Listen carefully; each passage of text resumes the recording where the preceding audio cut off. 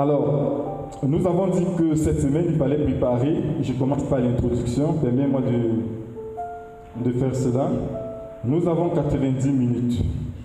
Nous allons écouter la parole de Dieu et nous allons prier. Donc, on nous a demandé de lire.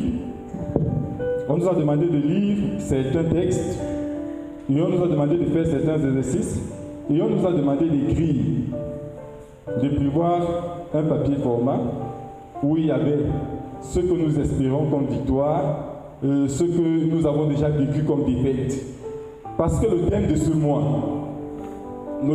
mois est vie chrétienne victorieuse. Amen.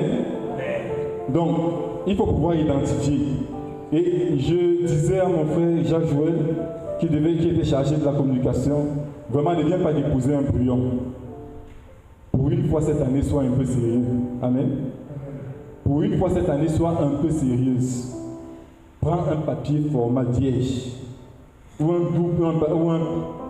une double feuille et tu écris ce que tu attends comme victoire, les défaites que tu as déjà connues cette année. Parce que je veux que tu dises à ton voisin que cette année n'est pas encore finie. Cette année n'est pas encore finie. Amen. Et c'est une bénédiction de terminer l'année et de commencer l'année avec la victoire. Amen. J'espère que tu as déjà dit bonne année à ton voisin. On s'est dit bonne année depuis le début qu'on est arrivé. On ne s'est pas dit bonne année. Mais c'est pas possible. Les bons mots, on s'est dit bonne année. Hein? Bonne année, mon frère. Mais on fait ça comment? Mais bonne année. C'est la bonne année. C'est la nouvelle année liturgique aujourd'hui. Oh, mais c'est pas possible. C'est la bonne année. Moi, je n'avais pas compris ça. Nous commençons l'année dans la victoire. Et nous achevons l'année civile dans la victoire. Amen. C'est ça la beauté de cet thème. Ah, mais c'est sûr que tu n'avais pas vu les choses comme ça. Hein? Tu n'avais pas vu ça comme ça. Mais je te dis que tu finis l'année liturgique dans la victoire et tu commences l'année liturgique dans la victoire. Amen. Et quand j'ai regardé ce thème, je me suis dit que les frères se sont trompés. Je me disais que ce n'est pas sûr que ce soit l'Esprit Saint qui ait vraiment parlé. Mais quand je suis resté tranquille, j'ai compris que certainement, ils avaient raison. Donc je vais commencer par l'introduction.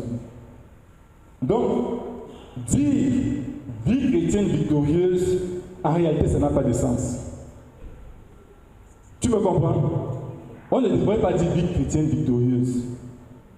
Parce que le qualificatif chrétien vient de quoi? Christ. Et Christ c'est qui? C'est le Messie, c'est la victoire. Amen. Donc normalement, une vie en Christ est une vie victorieuse. Une vie en Christ est une vie victorieuse. C'est pourquoi, depuis que tu viens ici, on te dit chaque jour que ton miracle a déjà été réalisé depuis 2023 ans. Amen. Donc tu es déjà victorieux, victorieuse. Amen. Et la vitesse que la victoire. Je vais commencer par l'introduction, je préfère commencer par là et je vais lire parce que ça j'ai écrit comme les autres choses. Mais ça je vais particulièrement lire ce que j'ai écrit. Alors je me suis rendu compte que le dictionnaire français définit la victoire comme ce que nous avons gagné, ce que nous avons remporté. Or, si nous avons remporté quelque chose, si nous avons gagné quelque chose, c'est en Christ. Et en Christ, tout est gagné. Amen. Et c'est pourquoi, durant les 3 semaines qui vont suivre, nous nous sommes dit, avec l'Esprit Saint, nous allons analyser, nous allons parcourir ce thème suivant 3 modalités. Et la première modalité, c'est aujourd'hui. Dis à ton voisin, tu n'es pas une sauterelle. Dis-lui encore ta dis que tu n'es pas une sauterelle. C'est la première modalité de la vie chrétienne victorieuse. Amen. Dans cette déclaration, tu n'es pas une sauterelle. On s'est rendu compte que beaucoup de chrétiens sont des sauterelles. Dès que tu vois le cafard, c'est la catastrophe. Dès que tu as fait le rêve où le chien te poursuivait, le numéro du frère Titi ne va plus respirer. C'est pourquoi on t'a demandé de lire un texte. Et on va commencer par le lire, le texte de Nombre. Je vais demander à mon frère de lire ce texte. On va introduire par là et nous allons continuer. Je peux citer la référence, s'il te plaît. Il y avait par là à Moïse et dit. La référence d'abord, s'il te plaît. Nombre 13. Oui. 1 à 3. Voilà, merci mon frère. Vas-y. Il y avait par là à Moïse et dit. Il y avait par là à Moïse et dit. Je peux te rappeler le contexte de ces textes, n'est-ce pas? Il faut que tu comprennes le contexte. Parce que si tu ne comprends pas le contexte, tu ne comprendras pas le sens.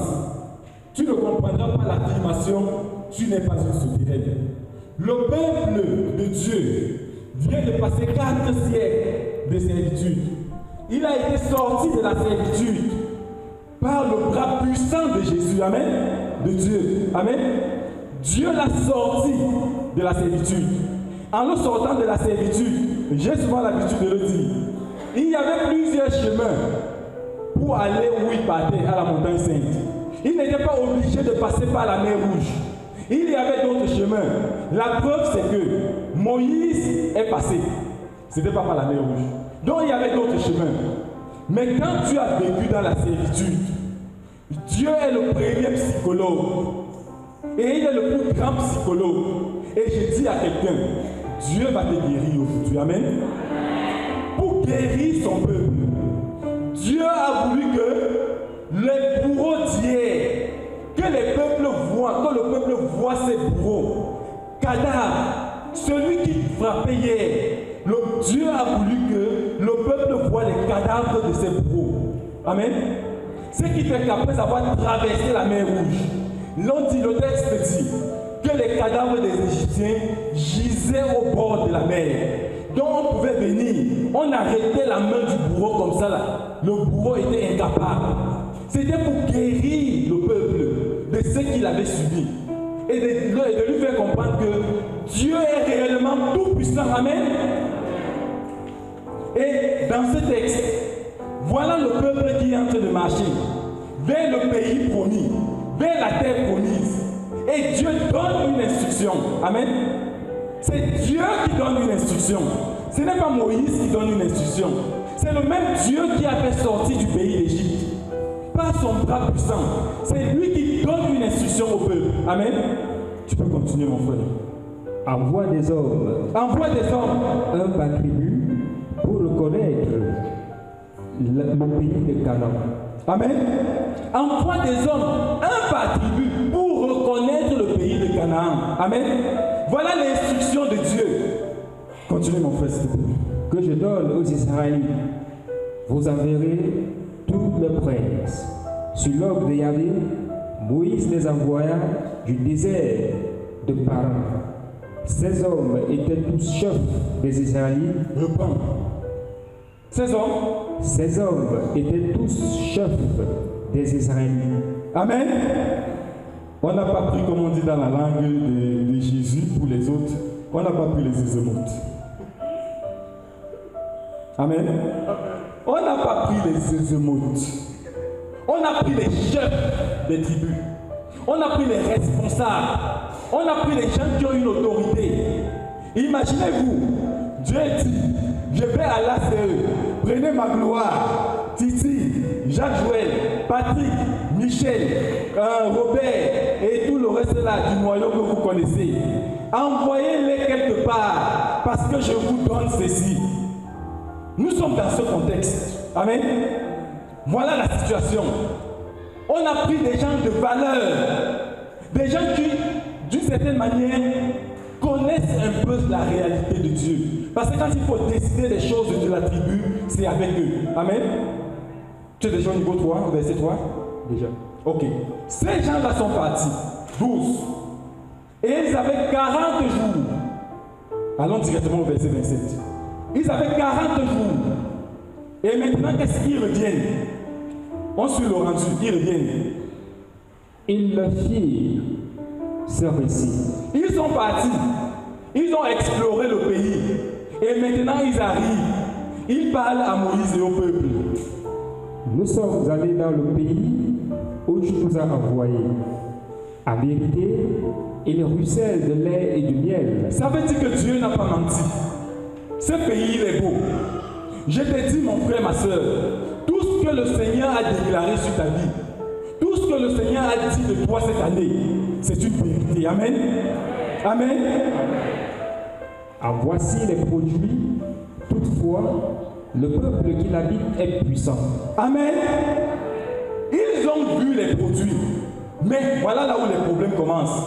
Toutefois, en français que je connais un peu, quand on parle et qu'on met toutefois, ça veut dire que ce qu'on a dit avant et ce qui va suivre, il peut avoir une contradiction. Donc, c'est là où il faut bien ouvrir ses oreilles. Toutefois, le peuple qui l'habite est puissant. Le peuple qui habite est puissant. Amen. Le peuple qui habite est puissant. Alors, ils vont le décrire. Oui, vas-y, mon frère. Les villes sont fortifiées, très grandes. Nous avons même vu des descendants d'Anak. Les Amalécites. Les Amalécites occupent la région de Néger. Les Hittites. Les Hittites. Les Amorites. Les Amorites. Et les Jubécéens, la montagne. Les Cananéens, le bord de la mer et les rives du Jourdain. Calais. Saute un peu ça.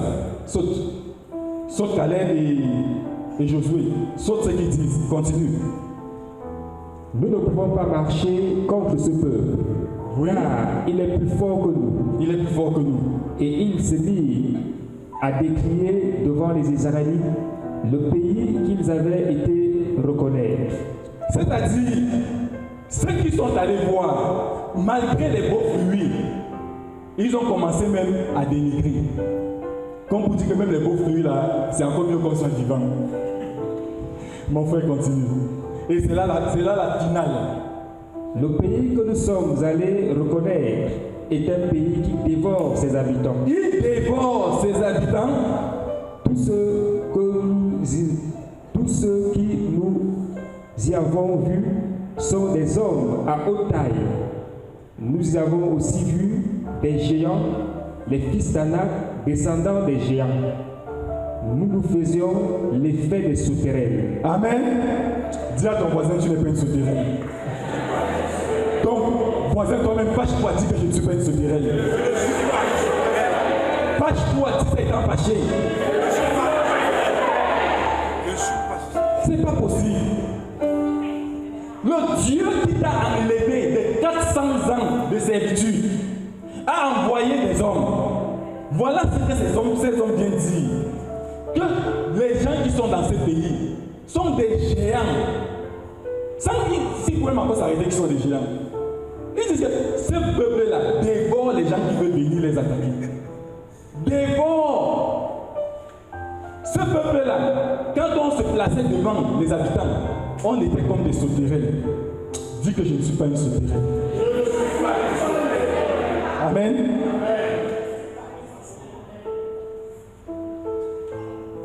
C'est tout le problème de notre vie chrétienne qui n'est pas victorieuse. C'est que nous voyons trop de géants. Nos yeux voient trop de choses. Mon papa pouvait dire que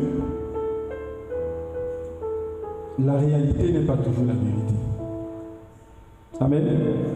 La réalité n'est pas toujours la vérité. Je suis noir, mais la réalité n'est pas que je suis noir. N'est-ce pas? Ce que tes sens perçoivent ou semblent percevoir, ce n'est pas la vérité. Je vais te le prouver.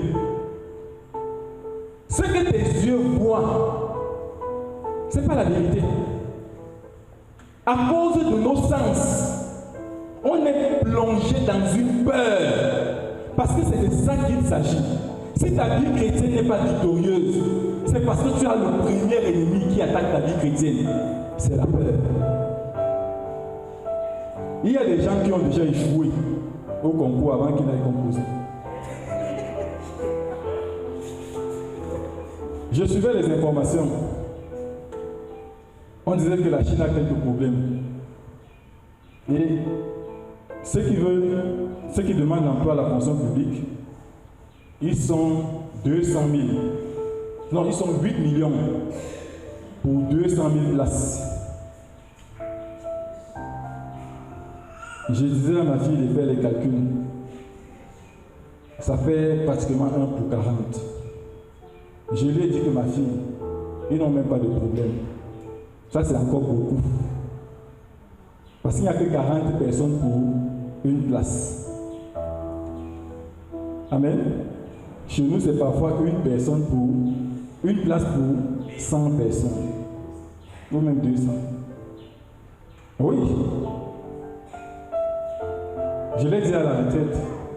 Quand j'ai réussi au concours, c'était 15 personnes, on était près de 1500. Faites l'oration. Ça fait pratiquement une place pour 100 personnes. Ouais, mais mon nom est sorti, amen. Non, je ne suis pas une sauterelle. Ça, je ne suis pas une sauterelle. Voilà des hommes que Dieu a rachetés, a portés par sa main. Ils ont vu la mer rouge être fendue en deux. Mais quelques temps après, ils commencent à dire que nous ne pouvons pas. Et c'est ton problème. Tu penses que c'est de toi, c'est ta force qui va combattre. Il ne s'agit pas de ta force. Parce que Jésus a vaincu pour toi-même. Tu ne peux pas combattre les géants. La peur va te foudroyer. Je connais un homme, un ami de Jésus.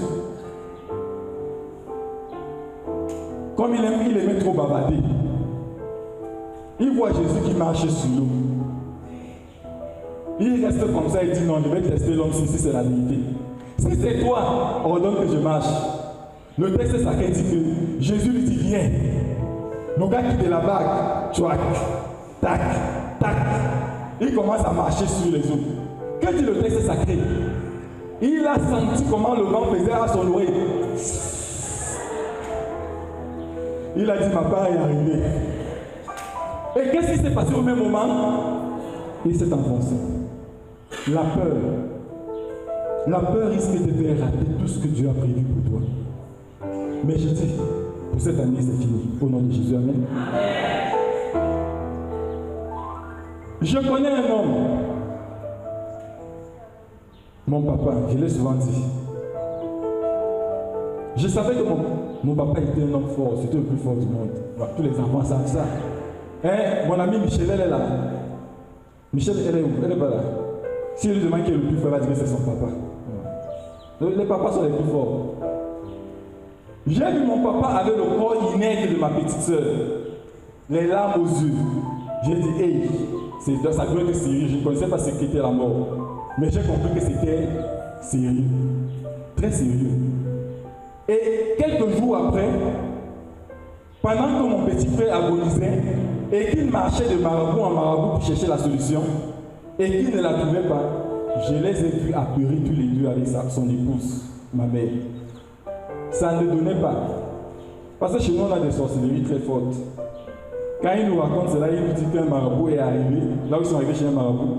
Le marabout leur a dit, la qualité c'est la j'ai risqué laisser ma vie, pardon, allez-y avec. Parce que le vent qui a soufflé dans la maison du marabout, il a compris que s'il décide de travailler, lui-même va laisser sa peau. Ils sont sortis avec leur enfant, qui est mort. Tellement paniqués et apeurés, ils ont fui leur maison qu'ils venaient de construire. La peur peut te détruire. Beaucoup de nos échecs commencent par la peur. Commencent par la peur. Nos échecs commencent par la peur. On a tellement peur de tout et de rien. Dès qu'au plafond, ça commence à danser là-bas. Oh, la maison, si c'est grave. Les gens de mon village m'ont déjà trouvé. Ça peut mettre la belle-mère.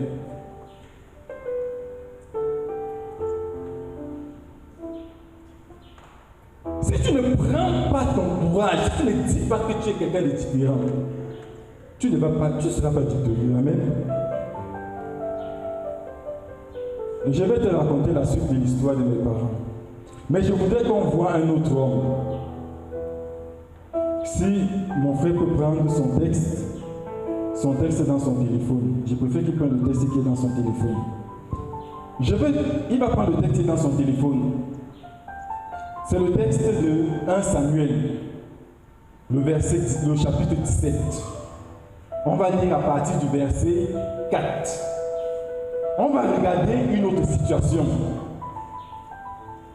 J'ai préféré ce texte. Je n'ai pas voulu qu'il prenne le texte de comment on appelle, de la version de Jérusalem, parce que tu ne vas pas comprendre de quoi il est question. J'ai fait exprès de sélectionner cette version, parce que nous sommes dans une situation de guerre. C'est encore le peuple de Dieu qui est en bataille contre les Philistins. Mon frère, est-ce que tu peux lire? Un soldat philistin quitte le rang. Un soldat philistin quitte les rangs. Donc ils sont placés dans la guerre. Les deux camps se font face.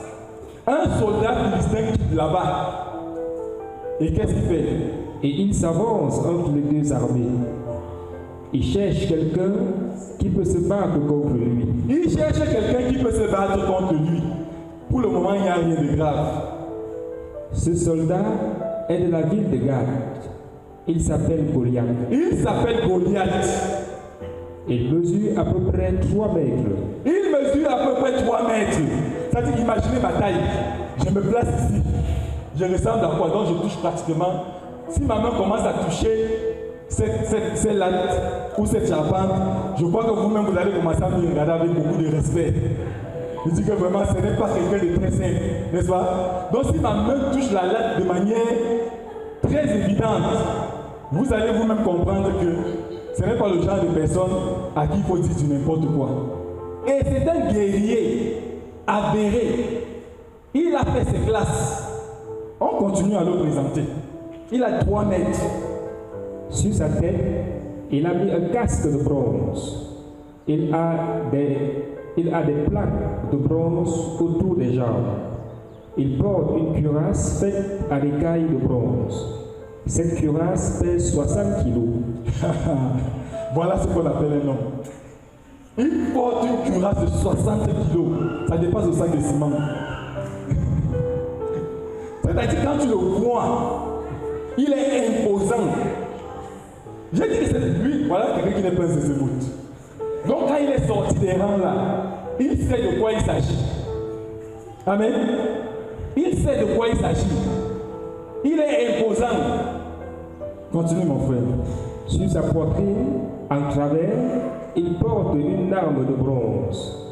Le bois de sa lance est gros comme la barre d'un métier à tisser.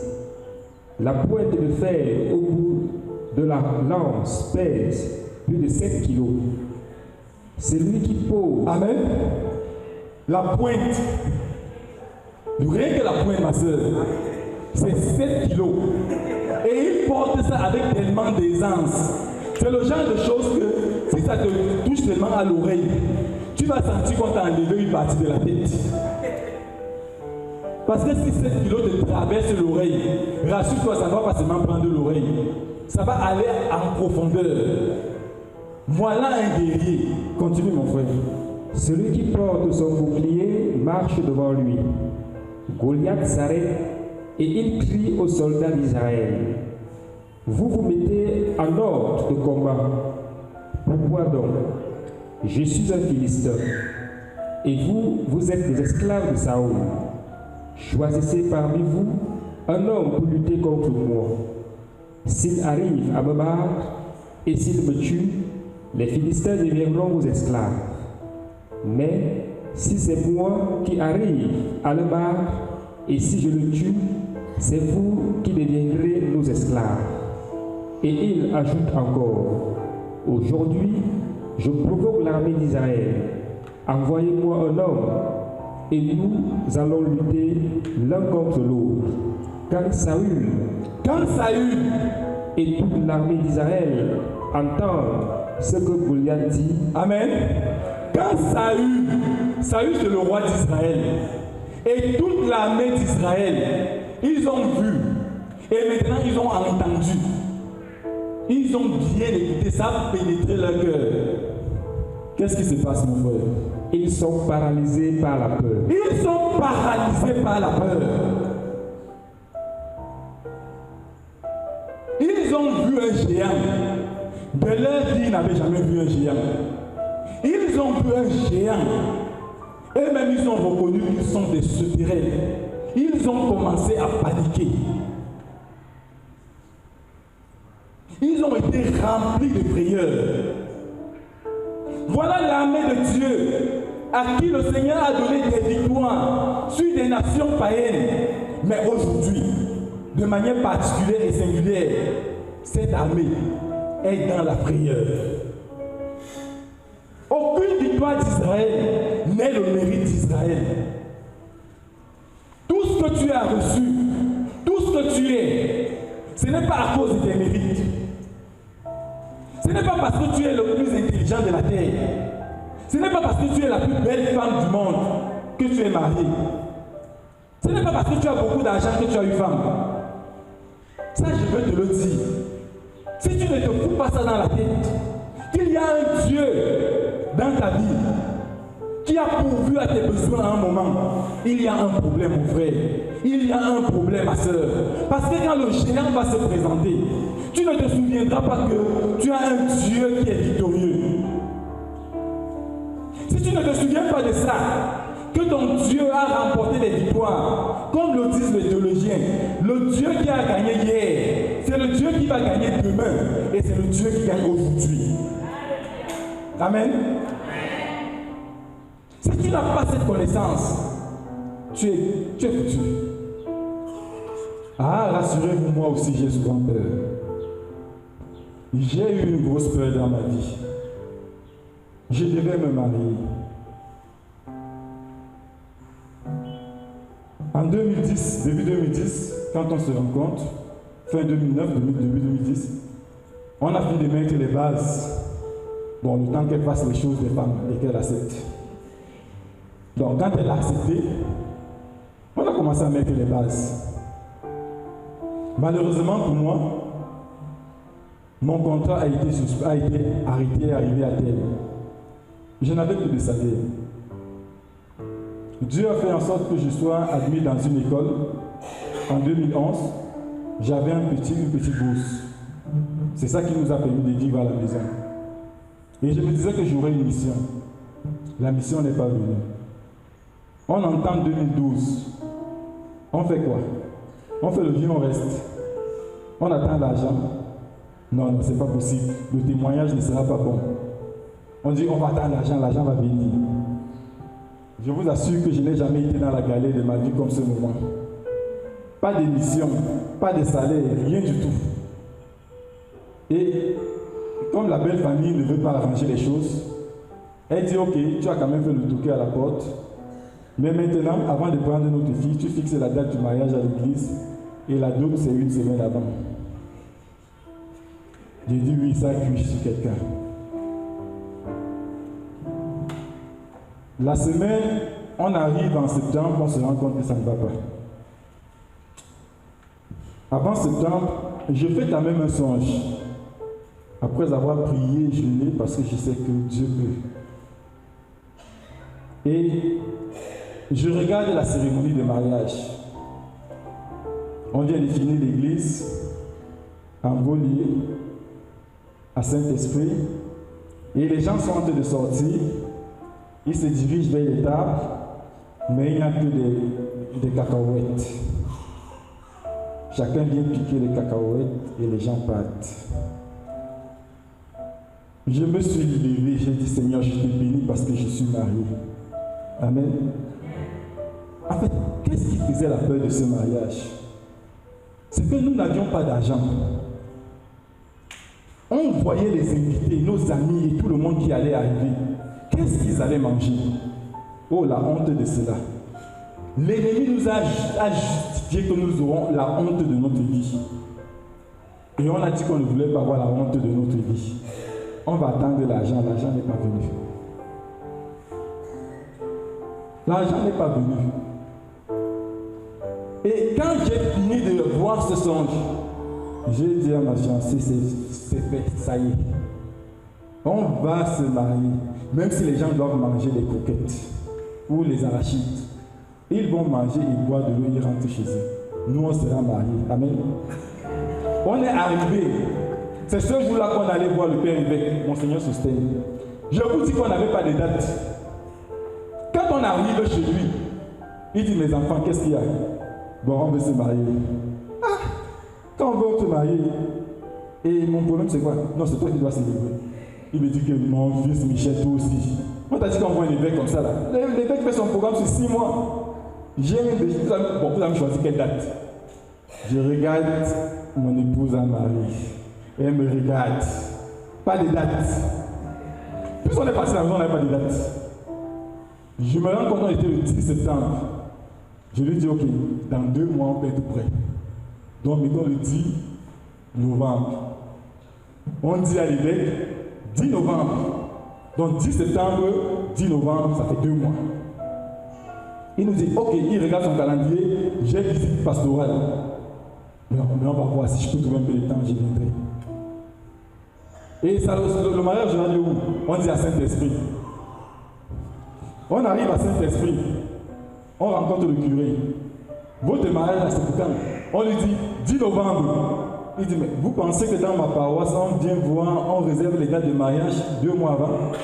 Il n'y a pas de place. Non, non, non, c'est pas possible. Ce sont des choses de 4, 5, 6 mois. Il dit, bon, je vais quand même regarder. Quand il commence à consulter les dates, il arrive au 10 novembre. Applaudis pour le Seigneur. Il arrive au 10 novembre 2012. Il n'y a aucun mariage programmé ce jour-là. Il dit, mince, vous là, 10 novembre, c'est bon. Vous avez déjà dit à l'évêque, vous avez dit au curé, l'argent n'entre pas. On dit, ok, on va faire les billets d'invitation. Bon, on va certainement, je vais donner à mes tontons qui sont ministres. Rassurez-vous, j'avais deux tontons ministres. On va leur donner, si chacun donne même 500 000, ça fait 1 million. On avait tout un programme de mariage, nickel. Un bon classeur Excel, sur plus de 3,5 millions. On fait les billets d'invitation, on remet au tonton. Je regarde d'abord l'accueil, je dis à ma femme que la paix c'est là. C'est là où on se met à prier. Elle dit, mais quand on commence même à donner aux gens, là, si on a donné un billet à Jésus, donnons aussi le billet de Jésus. On met le billet de Jésus dans l'enveloppe, on pose derrière notre point de prière, le point de prière qui était dans ma chambre, parce que j'étais seul à ce moment à la maison, on dépose. On commence à chercher l'argent, mais rien ne vient. Et celui qui nous accompagne dit, avant le mariage, je retraite. Ma petite sœur va en Bolivie, en Jean 23. Elle part réserver le camp, la place pour la retraite. La sœur a suivi que c'est pour 1 personne. Donc on a payé 35 000. Quand nous on est arrivé le jour-là, elle nous voit à 2. Elle dit, mais je pensais que c'était pour 1 personne. Elle dit, ma sœur, là on n'a pas l'argent, on va payer après le mariage. Elle dit, non, il n'y a pas de problème. C'est une dette que vous allez régler après. Victoire. Il faut chercher l'argent pour la dot. Dieu merci, il y avait une première somme qui était envoyée. Et le samedi où je dois me déplacer, je traite des dossiers au bureau et le ministre fait payer ces dossiers. Le soir, vendredi soir, 300 000 francs. Je complète cet argent de la dot. Et comme je ne suis pas d'une grande famille, même les gens qui viennent de mon village, c'est moi qui paie le transport. Ah oui, on a fait la dot, la belle famille ne nous a pas dérangé. Donc avec moins de 700 000, on avait réglé la chose. Il nous restait 6 jours. On est parti de Bafoussam, on est arrivé à Jean 23, on a commencé la retraite. Quand on a fini la retraite, mardi, ma femme s'est assise au salon.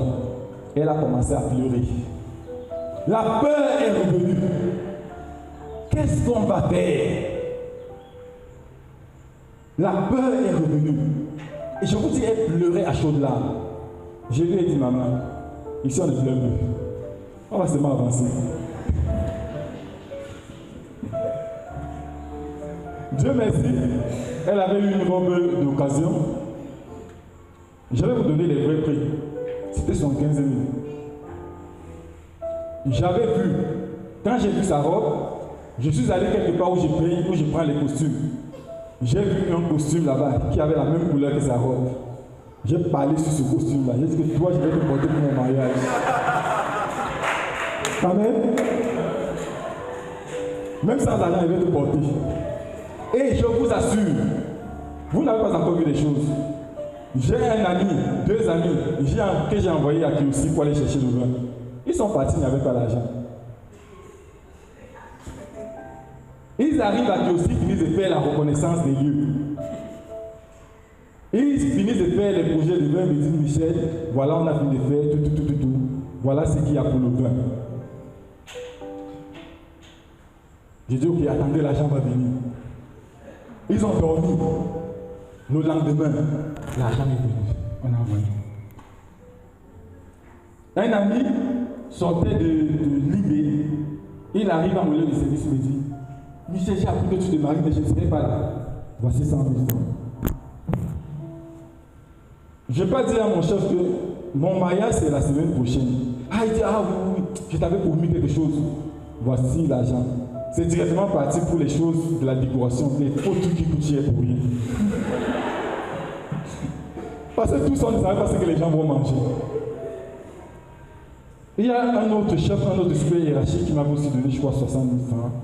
Et j'ai des amis qui m'ont aidé, comme ça. Bon. Vendredi soir, je n'avais pas la veste. Et il était 17 h. J'étais avec un ami qui a décidé de m'accompagner. Il dit, ok, je vais aller avec toi à ce Golgotha. On va voir comment ça va se passer. Après, il me dit, quand on finit d'imprimer les carnets de chambre au bureau, quelques carnets de chambre, il me dit, j'ai quand même un 100 000 francs qui est resté là. Est-ce que tu veux faire quelque chose avec? Je lui dis que je n'ai même pas d'habit. Il me dit, mais allons donc chercher ta veste. Voilà comment on part chercher ma veste. La veste est là. Et dès que j'arrive, elle est là. Personne n'a touché à ma veste. Et comme c'était mon ami, il m'a laissé la veste à 25 000 francs. Ceux qui ont vu les images, les photos, on a dit que mon mariage a coûté plus de 8 millions. Je leur ai dit oui, en esprit. Le maire s'est déplacé. On dit que tu fais déplacer le maire. J'ai dit oui. Tu fais déplacer l'évêque. J'ai dit oui, c'est mon père. Il m'a dit non, ça c'est un mariage des enfants de Titi. Et quand Dieu veut se glorifier dans ta vie, ne te fâche jamais contre celui qui ne veut pas t'aider. Tu comprends ce que je te dis? Ça ne sert à rien. Si quelqu'un a de l'argent et il ne veut pas t'aider, si quelqu'un a de la possibilité de te donner un emploi, il ne le fait pas. Ne te fâche pas contre cette personne. Parce que quelque part, ce n'est pas la personne qui agit. Dieu va être le seul à être glorifié dans ta vie par ce qu'il va réaliser. Amen. J'ai compris ça de mes hommes. J'ai dit béni sois-tu Seigneur. Béni sois-tu Seigneur. La nourriture, je vous dis, vous n'avez pas les familles. Chez nous, surtout moi, les grands-pères sont sortis du village en babouche. Vous comprenez ce que je vous dis là? Ils sont sortis du village en babouche. Quand je les ai vus à l'église, dès qu'on a fini l'église, puisque c'était à Vogue de la réception, j'ai dit à mon ami qui s'assurait du protocole, j'ai dit pardon, va réserver une petite place pour mes collègues.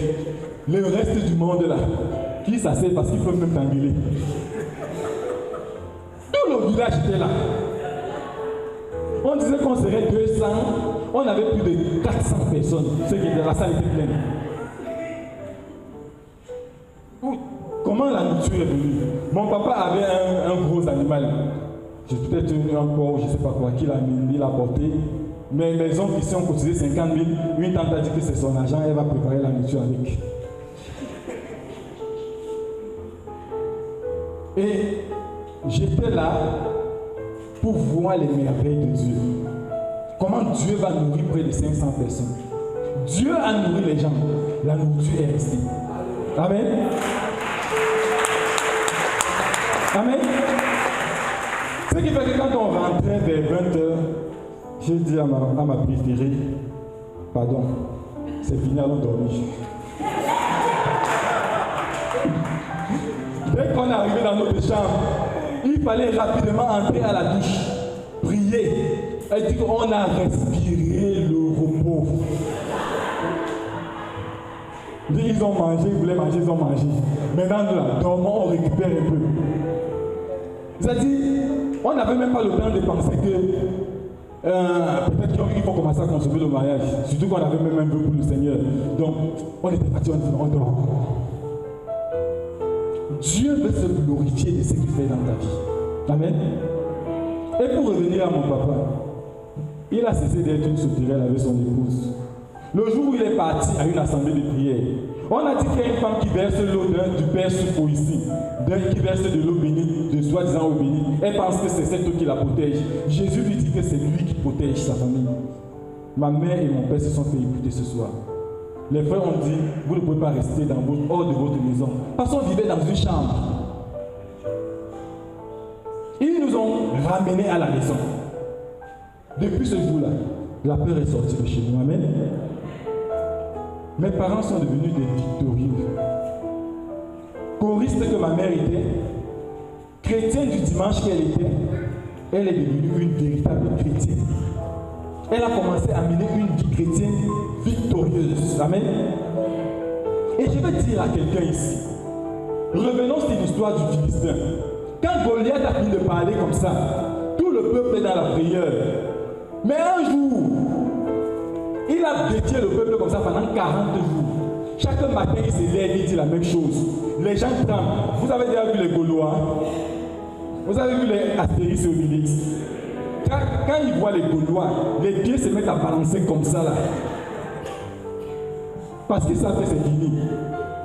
Mais un jour, pendant que ce monsieur parlait, un enfant est arrivé. Un enfant est arrivé au camp. Il a suivi les paroles. Il a dit, vous savez comment il a appelé? Il a dit que c'est incirconcis.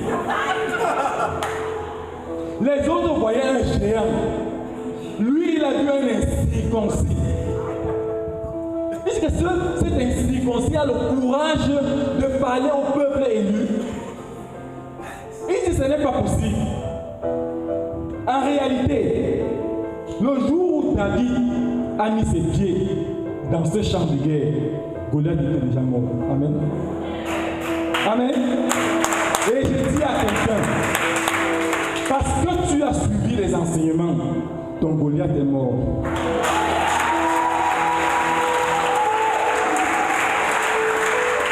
Goliath était déjà mort ce jour-là. Avant d'affronter Goliath, Goliath était déjà mort. Parce que David marchait, il savait qu'il est quelqu'un de différent. Et tu sais pourquoi il était différent? Nous sommes au chapitre 17. Au chapitre 16, il y a quelque chose de particulier qui s'est passé. Le prophète Samuel est allé rencontrer le père de David, Jessé. Il a fini de voir les frères de David. Et quand il est arrivé chez David, Dieu lui a dit, voici l'homme. Il a pris la corde, il a versé de lui. Que dit la Bible? L'Écriture sainte dit que à partir de ce moment, David a été rempli du Saint-Esprit. Amen. Et je vais dire à quelqu'un ici, un jour, il y a des baptisés dans la salle. Oui. Est-ce qu'il y a des baptisés dans la salle? Oui. Un jour, toi aussi, tu as été rempli du Saint-Esprit. Ton baptême t'a rempli du Saint-Esprit. Tu es sorti d'un état d'anonyme. Tu es sorti de cet état de sauterelle à un puissant guerrier. Pendant que David marchait avec juste une fronde, Goliath a commencé à le maudire dans la langue de ses dieux. David a dit que je viens contre toi avec le nom de Yahvé Sabaoth. David n'a pas vu la taille de Goliath. C'était un jeune homme. C'était un jeune homme. Il a vu en lui un incirconcis, quelqu'un qui a osé parler au peuple élu. Quelqu'un a-t-il parlé à un baptisé ici? Quelqu'un a-t-il parlé dans ta vie? Quelqu'un a-t-il dit que tu ne seras rien dans ta vie cette année? Quelqu'un a-t-il déclaré que ta vie sera échec sur échec? Je dis que tu es un baptisé. Et le jour de ton baptême, avec Vatican II, on nous dit que, avec ton baptême, Dieu a fait de toi un prophète, un roi et un prêtre. Le catéchisme de l'Église catholique appelle le baptême le bain de régénération. Régénération. C'est-à-dire, les cellules de ton corps ont été changées. Comment quelqu'un va-t-il faire pour manger ton pied, pour manger ta main, pour manger ton cœur? Comment quelqu'un va-t-il faire pour manger ta tête? Parce que tu as des cellules qui ont été régénérées. Pas régénérées dans la vie humaine, régénérées dans la vie divine. On ne peut pas te manger. Amen. Tu es un victorieux. Le jour de ton baptême, tu as été incorporé au Christ. Tu es entré dans la mort, mais surtout dans la résurrection de Jésus. La mort n'a plus aucun pouvoir sur ta vie. Est-ce qu'il y a des baptisés dans la salle? Est-ce qu'il y a des baptisés dans la salle? Je te dis que si tu es baptisé, tu es quelqu'un de très dangereux, comme disent mes frères. Tu ne le sais pas. On a essayé de te parler de ton identité. Je ne sais pas si tu as retenu. Je ne sais pas si tu prends conscience de la dimension à laquelle tu appartiens, dans laquelle tu te trouves. J'étais avec une soeur cette semaine. C'était lundi ou mardi. Elle me dit qu'elle n'aura pas la bourse. On vient de lui envoyer un mail. Parce qu'on demande à l'aide de l'éducation. Elle a envoyé beaucoup de messages. Bonsoir mon frère, comment vas-tu? Après elle a dit ça. J'ai aussi dit bonsoir. Je vais très bien, parce que moi je vais toujours bien. Très bien. Et je lui dis que je ne vois aucun problème. Je suis sûr que si j'avais été à côté d'elle, elle m'aurait giflé. Je te dis que je vais perdre ma bouche, tu dis qu'il n'y a aucun problème. Applaudis pour le Seigneur. Amen. Quand je regarde mon téléphone, entre vendredi et samedi, vers 1h du matin, elle m'écrit pour dire qu'elle a eu la lettre d'invitation. Amen. Je ne sais pas par quoi tu passes. Je ne sais pas par quoi tu es passé cette année. Mais si ce message atterrit dans ton cœur, c'est pour te dire que Dieu va faire quelque chose. Amen. C'est pour te dire que ton Dieu, le Dieu de ton baptême, si tu es baptisé, va faire quelque chose ce soir. Amen. Parce qu'il a déjà fait, il a déjà réalisé. Amen. Si tu écoutes ce que je suis en train de te dire, si ton année 2023 a été une année d'échec, si tu penses que ta part c'est toujours l'échec, je suis en train de dire à quelqu'un que ça va s'arrêter. Amen. Même si, et j'avais cette image forte, je voyais comme une sauterelle qui est effectivement plantée là, et tu as comme, je crois c'est le caméléon qui a une longue langue qui veut happer la sauterelle. Je te dis que cette langue va être coupée aujourd'hui. Amen. Cette langue repartira sans toi dedans. Amen. Tu n'entreras pas dans la bouche de ce caméléon. Amen. Tu n'entreras pas. Parce que tu es quelqu'un de très dangereux. Amen. Est-ce qu'il y a des baptisés dans la salle? C'est pourquoi j'ai demandé que tu confesses le nom de Jésus. Amen. Il faut que tu écrives les lieux de victoire que tu souhaites franchir, que tu veux voir dans ta vie. que tu définisses les lieux des défaites. Parfois même ces lieux des défaites sont des péchés. Parfois tu as lutté avec un péché. Tu as bagarré avec une faute. Tu as dit je ne veux plus de ça. Mais chaque jour c'est là. Je suis en train de dire à quelqu'un que même de ton péché, Jésus est vainqueur de ton péché. Amen. Ne regarde pas ton péché comme étant un Goliath. Aucune situation de ta vie ce soir ne sera plus un Goliath. Amen. Parce que tu as la vie victorieuse de Jésus. Amen. Est-ce qu'il y a des baptisés dans la salle? Un baptisé peut-il se mettre debout?